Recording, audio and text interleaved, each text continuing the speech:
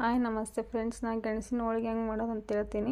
ಒಂದೆರಡು ಗೆಣಸು ತೊಗೊಳ್ಳಿ, ದೊಡ್ಡದು. ಒಂದೆರಡು ಚಿಟಿಕೆ ಉಪ್ಪು, ಒಂದೆರಡು ಮೈದಾನ ಹಿಟ್ಟು, ಗೋಧಿ ಹಿಟ್ಟು ತೊಗೊಳ್ಳಿ, ಒಂದೆರಡು ಸ್ಪೂನು ತುಪ್ಪ, ಒಂದು ಸ್ವಲ್ಪ ಬೆಲ್ಲ, ಒಂದೆರಡು ಬೌಲ್ ಬೆಲ್ಲ, ಒಂದು ನಾಲ್ಕು ಪೀಸ್ ಕಟ್ ಮಾಡಿ.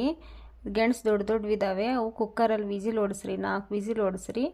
ಕುಕ್ಕರಲ್ಲಿ ಹೊಡಿಸಿ, ಅಂದರೆ ಚಿಕ್ಕದಾಗೆ ಕಟ್ ಮಾಡಿ, ದೊಡ್ಡದು ಕಟ್ ಮಾಡಿದರೆ ಚೆನ್ನಾಗಿ ಬೇಯಲ್ಲ. ಒಂದು 4 ವಿಸಿಲ್ ಹೊಡಿಸ್ರಿ. ವಿಸಿಲ್ ಹೊಡಿಸಿದ ಮೇಲೆ ಅದು ಚೆನ್ನಾಗಿ ಬೆಂದಿರ್ತವೆ. ನೀರು ಹಾಕ್ರಿ ಚೆನ್ನಾಗಿ. 4 ವಿಸಿಲ್ ಬಂತು ನೋಡಿ. ಆಮೇಲೆ ಒಂದು ಬಾಣಲೆಯಲ್ಲಿ ತುಪ್ಪ, ಒಂದೆರಡು ಬಟ್ಲ ಬೆಲ್ಲ ಸಣ್ಣ ಪುಡಿ ಮಾಡಿ ಚೆನ್ನಾಗಿ ಪಾಕ ಬರೋವರೆಗೂ ಚೆನ್ನಾಗಿ ಫ್ರೈ ಮಾಡಿ. ಅದಕ್ಕೆ ಒಂದು ಅರ್ಧ ಬಟ್ಲ ನೀರು ಹಾಕ್ರಿ. ಅದಕ್ಕೆ ನೀರು ಹಾಕಿದರೆ ಪಾಕ ಚೆನ್ನಾಗಿ ಬೇಗ ಬರುತ್ತೆ. ನೀರು ಹಾಕಿದ ಮೇಲೆ ಅದು ನಾವು ಹಂಗೆ ಸ್ಪೂನ್ ಹಾಕ್ತಾ ಇರಬೇಕು, ಸ್ಪೂನ್ ಆಡಿಸ್ತಾ ಇರಬೇಕು. ಚೆನ್ನಾಗಿ ಕಥ ಪಾಕ ಬಂದಿರೋದು ಗೊತ್ತಾಗಿಬಿಡುತ್ತೆ. ಅದಕ್ಕೆ ಒಂದು 4 ಏಲಕ್ಕಿ ಕುಟ್ಟಿ ಹಾಕಬೇಕು, ಅಂದರೆ ಸ್ಮೆಲ್ಲಿಗೋಸ್ಕರ. ಈಗ ನೋಡಿ ಗೆಣಸು ಕುದ್ದೈತೆ. ಅದು ಗೆಣಸು ಕುದ್ದಿದ ಮೇಲೆ ಅದ ಮೇಲೆ ಎಲ್ಲ ಸಿಪ್ಪೆ ತೆಗೆದು ಚೆನ್ನಾಗಿ ಸ್ಮಾಶ್ ಮಾಡಿ, ಸಣ್ಣದಾಗಿ.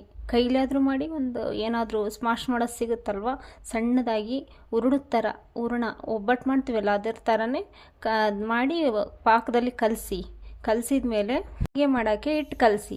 ಮೈದಾನ ಹಿಟ್ಟು, ಗೋಧಿ ಹಿಟ್ಟು 2 ಹಾಕ್ರಿಲ್ಲ, ಮೈದಾನ ಹಿಟ್ಟು ಹಾಕಿದ್ರು ಓಕೆ. ಅದಕ್ಕೆ ಉಪ್ಪು, ಒಂದು ಸ್ವಲ್ಪ ಎಣ್ಣೆ ಹಾಕಿ ಚೆನ್ನಾಗಿ ಹೋಳಿಗೆ ಹಿಟ್ಟು ಹೆಂಗೆ ಕಲಿಸ್ತೀವಿ ಹಂಗೆ ಕಲಸ್ರಿ. ಈ ಕಡೆ ಗಟ್ಟಿನೂ ಆಗಬಾರ್ದು, ಈ ಕಡೆ ಅಳಕೂ ಆಗಬಾರ್ದು. ಹೋಳಿಗೆ ಚೆನ್ನಾಗಿ ಬರ್ತವೆ. ಅದು ನೀರು ಹಾಕಿ, ನೀರು ಜಾಸ್ತಿ ಹಾಕ್ಬಾರ್ದು. ಅದ್ರಲ್ಲಿ ನೋಡಿ ಹಾಕಿ.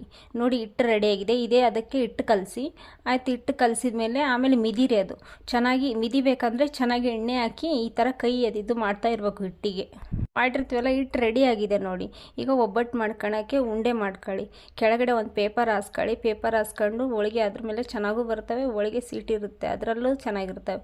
ಈ ಥರ ಹೋಳಿಗೆ ಈ ಥರ ಮಾಡ್ಕೊಳ್ಳಿ. ಒಂದೊಂದು ಕಡೆ ಒಂದೊಂದು ಥರ ಮಾಡ್ತಾರೆ ಹೋಳಿಗೆ.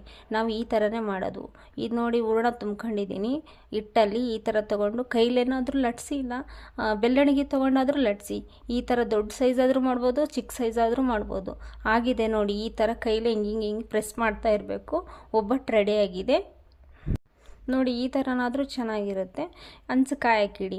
ಹಂಚು ಕಾಯಕ್ಕಿಟ್ಟ ಮೇಲೆ ಅದಕ್ಕೆ ಹಂಚು ಕಾಯ್ದ ಮೇಲೆ ಎಣ್ಣೆ ಹಾಕ್ರಿ. ಅಂದರೆ ಅಂಟ್ತವೆ. ಒಬ್ಬಟ್ಟು ಹಾಕ್ತೀವಲ್ಲ, ಅಂಟು ಬಿಡ್ತವೆ, ತಳ ಹಿಡಿತವೆ.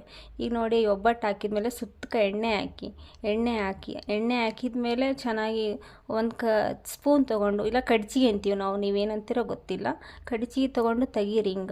ಹಿಂಗೆ ಸೀದಾ ಎರಡು ಕಡೆನೂ ಎಣ್ಣೆ ಹಾಕಿದ ಮೇಲೆ ಕೆಂಪಗೆ ಚೆನ್ನಾಗಿ ಈ ಥರ ಆಗಬೇಕು ನೋಡಿ. ಈ ಥರ ಸುಡಬೇಕು ಹೋಳಿಗೆ ಸುಟ್ಟ ಮೇಲೆ 2 ಕಡೆ ನೋಡ್ತಾ ಇರಬೇಕಿಲ್ಲ,